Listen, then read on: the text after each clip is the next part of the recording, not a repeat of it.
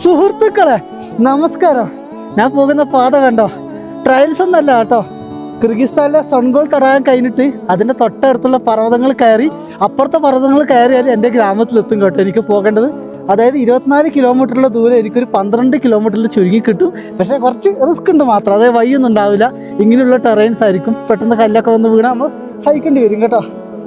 ഞാൻ എൻ്റെ നേപ്പാൾ യാത്ര ഒരുപാട് മിസ് ചെയ്യുന്നു കേട്ടോ. നേപ്പാളിലൊക്കെ ഓരോ ട്രെക്കിംഗ് ട്രെയിൽസിലൊക്കെ ഞാൻ പോകുമ്പോൾ ചെയ്ത ഏറ്റവും പ്രധാനപ്പെട്ട മാർഗ്ഗം ഇങ്ങനെയായിരുന്നു കേട്ടോ. പക്ഷെ അവിടെ ഇതിനെക്കാട്ടി വലിയ ലഗേജ് ഉണ്ടായിരുന്നു. കാരണം ഇവിടെ എല്ലാം അലോഡ് ചെയ്തല്ലോ എയർപോർട്ടിൽ.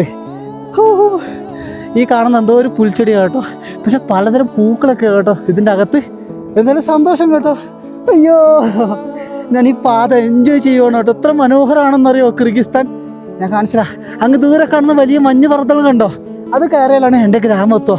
ഏകദേശം 10 മണിക്കൂർ കേട്ടോ. 10 മണിക്കൂർ 2 ദിവസത്തെ യാത്ര നമുക്ക് എങ്ങനെയെങ്കിലും ഒരു ദിവസത്തിൽ നമുക്ക് ചുരുക്കാമെന്ന് വിചാരിക്കുന്നു. എന്തായാലും സന്തോഷം കേട്ടോ. ഈ ഒരു സ്ഥലത്ത് നമുക്ക് ഓഫ് റോഡ് വാഹനങ്ങളിൽ വരാൻ സാധിക്കും. അതിന് താമസമൊന്നുമില്ലാതെ 15,000 രൂപയാണ് വാങ്ങുന്നത്. കുതിരപ്പുറത്ത് വരാൻ സാധിക്കും. താമസമൊന്നുമില്ലാതെ 6,000 രൂപയാണ് വാങ്ങുന്നത് കേട്ടോ. ഈ യാത്ര കണ്ടോ, 1 രൂപ ചിലവാക്കാതെയാണ് ഞാൻ ഈ യാത്രകൾ ഇവിടെ ചെയ്യുന്നത് കേട്ടോ.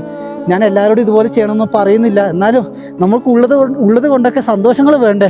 അതുകൊണ്ടാണ് കേട്ടോ ഇങ്ങനെയുള്ള റിസ്ക് ഒക്കെ എടുത്ത് യാത്രകൾ ചെയ്യുന്നത്. ഒരുപാട് ഇഷ്ടമാണ് സഞ്ചാരത്തിനോട്. യാത്രകൾ തുടരുകയാണ്.